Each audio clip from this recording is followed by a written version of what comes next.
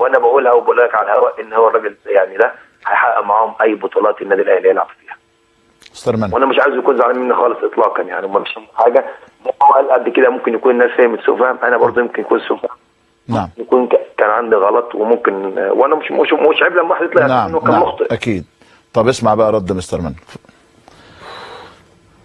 حضري You trapped me, yeah? انت وقعتني يعني.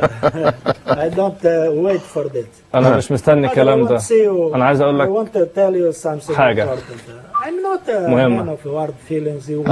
انا مش راجل بمشاعر قاسية. And you know that. وانت عارف كده. The influence the people. تأثير الناس انا عارفه كويس. I don't care about the influence I see for my head. انا بالنسبة لي انا بفكر بعقلي، ما بهتمش بتأثير الناس عليا، ما بخليهمش يأثروا عليا. Some influence ما ينفعش اخلي الناس تأثر عليا.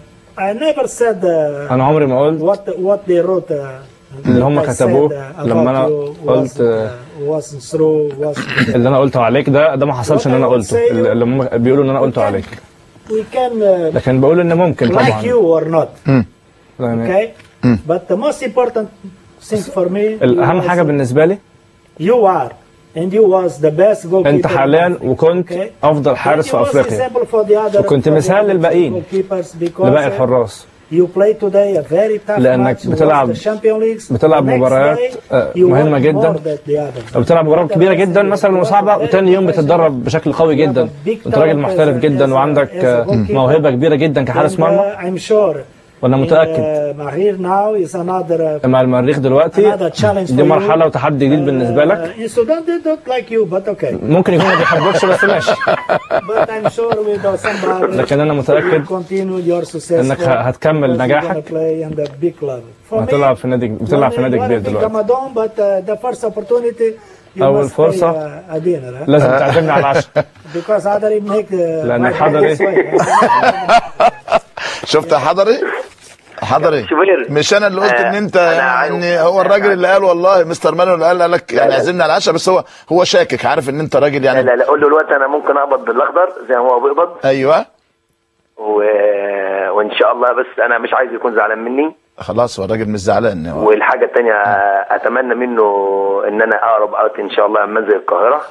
اتمنى ان انا اقابله اقول له مبروك. هو مش عايزك تقابله، عايزك تعزمه على العشاء. هو الراجل ما عندوش مانع في المقابله والله، وعايز قال لك عزومه على العشاء. انا هاجي النادي عشان اعرف ان الناس ده بقول لك لحد ما يموت مش هتعزمه على العشاء، مش هتصرف فلوس. بيقول مش هنصرف فلوس كتير في الاكل.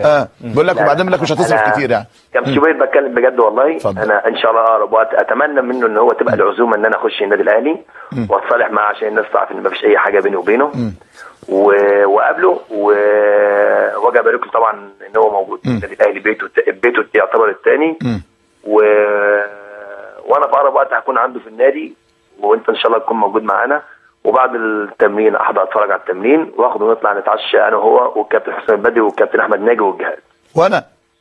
وانت يا كابتن يعني يا ابني هتطلعني من الليله ولا ايه؟ شوبير سو ماتش. لا كابتن شوبير بياكل كتير. خلاص انا بشكرك جدا يا حضرتك. انا بشكرك. يعني الراجل بقول لي لما تيجي بقول لك الماضي هو الماضي، لازم نفكر في الوقت الحاضر والمستقبل. شكرا عصام الحضري، والحقيقه كلام جميل من مستر مانويل جوز. كلام احنا اللي ثانك يو يعني الحقيقه